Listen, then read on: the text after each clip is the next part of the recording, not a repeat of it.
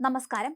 BJP. കൗൺസിലർമാർ നടത്തിയ സത്യപ്രതിജ്ഞ ചട്ടവിരുദ്ധമാണെന്ന് ചൂണ്ടിക്കാണിച്ച് CPM ജില്ലാ നേതൃത്വം കളക്ടർക്കും തെരഞ്ഞെടുപ്പ് കമ്മീഷനും പരാതി നൽകിയതോടെ തെരഞ്ഞെടുപ്പ് പ്രക്രിയ അനിശ്ചിതത്വത്തിലായി.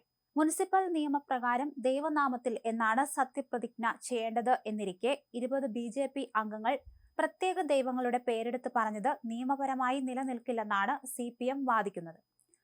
ചട്ടം ലംഘിച്ചുള്ള ഈ സത്യപ്രതിജ്ഞ അസാധുവാണെന്നും അതിനാൽ മേയർ തെരഞ്ഞെടുപ്പിൽ ഇവർക്ക് വോട്ട് ചെയ്യാൻ അവകാശമില്ലെന്നും കാണിച്ചുകൊണ്ട് CPM ജില്ലാ സെക്രട്ടറി വി ജോയിയും SP ദീപക്കും രംഗത്തെത്തി. ഇക്കാര്യത്തിൽ അടിയന്തര തീരുമാനമെടുക്കണമെന്ന് ആവശ്യപ്പെട്ട് ഇവർ കോടതിയെയും സമീപിക്കാൻ ഒരുങ്ങുകയാണ്. സത്യപ്രതിജ്ഞാ വേളയിൽ തന്നെ തെറ്റുതിരുത്താൻ കളക്ടർ തയ്യാറായില്ലെന്ന വിമർശനം ഉയരുന്നുണ്ട്. പരാതിയിൽ കമ്മീഷൻ സ്വീകരിക്കുന്ന നിലപാട് മേയർ തെരഞ്ഞെടുപ്പ് ഫലത്തെ നേരിട്ട് സ്വാധീനിക്കുമെന്നതിനാൽ വരും മണിക്കൂറുകൾ തിരുവനന്തപുരം കോർപ്പറേഷനെ സംബന്ധിച്ച് ഏറെ നിർണായകമായിരുന്നു. 100 പേരാണ് കൗൺസിലർമാരായുള്ളത്. ഇതിൽ 50 പേർ BJP-ക്കാരാണ്. CPM-ഉം കോൺഗ്രസും മത്സരിക്കും. ഇടതിന് 29 പേരുടെയും കോൺഗ്രസിന് 19 പേരുടെയും പിന്തുണയുണ്ട്. 2 സ്വതന്ത്രന്മാരും. ഇതിൽ സ്വതന്ത്രന്മാരുടെ പിന്തുണ നിർണായകമാണ്. 20 പേരെ വോട്ട് ചെയ്യാൻ അനുവദിച്ചില്ലെങ്കിൽ 80 പേരായി അംഗബലം ചുരുങ്ങും. കോൺഗ്രസിനായി മത്സരിക്കുന്ന ശബരിനാഥിന് 2 സ്വതന്ത്രന്മാർ കൂടി വോട്ട് ചെയ്താൽ 21 വോട്ടാകും. CPM-നാണ് സ്വതന്ത്രന്മാർ വോട്ട് ചെയ്യുന്നതെങ്കിൽ അവർക്ക് കിട്ടുന്ന വോട്ട് 31 മാറും. അങ്ങനെ വരുമ്പോൾ 30 വോട്ട് മാത്രം ആ സാഹചര്യത്തിലുള്ള BJP സ്ഥാനാർത്ഥി തോൽക്കും. CPM മേയർ ആവുകയും ചെയ്യും. അതായത് സ്വതന്ത്രന്മാർ എവിടെ നിൽക്കുമെന്നത് നിർണായകമാണ് ആ ഘട്ടത്തിൽ. എന്നാൽ 100 പേരും വോട്ട് ചെയ്താൽ BJP-ക്ക് അനായാസം ജയിക്കാം. 50 പേരുടെ വോട്ട് അവർക്ക് നല്ല മുൻതൂക്കം നൽകും. 20 കൗൺസിലർമാരുടെ സത്യപ്രതിജ്ഞ അസാധുവാക്കണമെന്നാവശ്യപ്പെട്ട് CPM കളക്ടർക്കും മുഖ്യ തെരഞ്ഞെടുപ്പ് ഓഫീസർക്കും പരാതി നൽകിയിട്ടുണ്ട്. ഇക്കാര്യത്തിൽ മേയർ തെരഞ്ഞെടുപ്പിന് മുമ്പ് കമ്മീഷൻ തീരുമാനമെടുക്കും.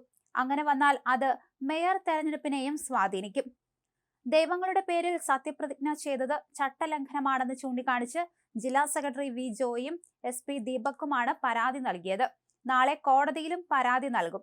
സത്യപ്രതിജ്ഞ അസാധുവാക്കപ്പെട്ടാൽ മേയർ തെരഞ്ഞെടുപ്പിൽ ഇവർക്ക് വോട്ട് രേഖപ്പെടുത്താൻ കഴിയുമോ എന്ന ചോദ്യമാണ് ഉയരുന്നത്. മുനിസിപ്പൽ നിയമപ്രകാരം നിശ്ചിത ദിവസം സത്യപ്രതിജ്ഞ ചെയ്ത അംഗങ്ങൾക്ക് മാത്രമേ അധ്യക്ഷ ഉപാധ്യക്ഷ സ്ഥാനങ്ങളിലേക്ക് മത്സരിക്കാനും വോട്ട് ചെയ്യാനും കഴിയൂ. മുനിസിപ്പൽ നിയമത്തിന്റെ 3-ാം ഷെഡ്യൂളിൽ ദൈവനാമത്തിൽ സത്യപ്രതിജ്ഞ ചെയ്യണമെന്നാണ് വ്യക്തമാക്കിയിരിക്കുന്നത്. ദൈവനാമത്തിൽ സത്യപ്രതിജ്ഞ ചെയ്യണമെന്നാണ് ചട്ടമെന്നിരിക്കെ ദൈവങ്ങളുടെ പേര് പറഞ്ഞ് സത്യപ്രതിജ്ഞ ചെയ്തത് അസാധുവാണെന്ന് വി ജോയ് MLA പറഞ്ഞു. 20 പേരാണ് ചട്ടം ലംഘിച്ച് സത്യപ്രതിജ്ഞ ചെയ്തിരിക്കുന്നത്. ഇത് സംബന്ധിച്ച് നിരവധി സുപ്രീം കോടതി വിധികൾ നിലവിലുണ്ട്. ചട്ടം ലംഘിച്ച് സത്യപ്രതിജ്ഞ ചെയ്തപ്പോൾ തന്നെ അവിടെയുണ്ടായിരുന്ന കളക്ടർ തിരുത്തണമായിരുന്നു.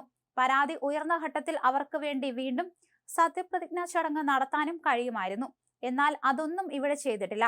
ഈ ഒരു സാഹചര്യത്തിൽ നിയമപ്രകാരം സത്യപ്രതിജ്ഞ ചെയ്യാത്തവർക്ക് അംഗങ്ങളെന്ന നിലയിൽ നാളെ നടക്കുന്ന മേയർ തെരഞ്ഞെടുപ്പിൽ വോട്ട് ചെയ്യാൻ നിയമപരമായ അവകാശം ഉണ്ടോ എന്ന പ്രശ്നമാണ് ഉയരുന്നതെന്നും വി ജോയി പറഞ്ഞു.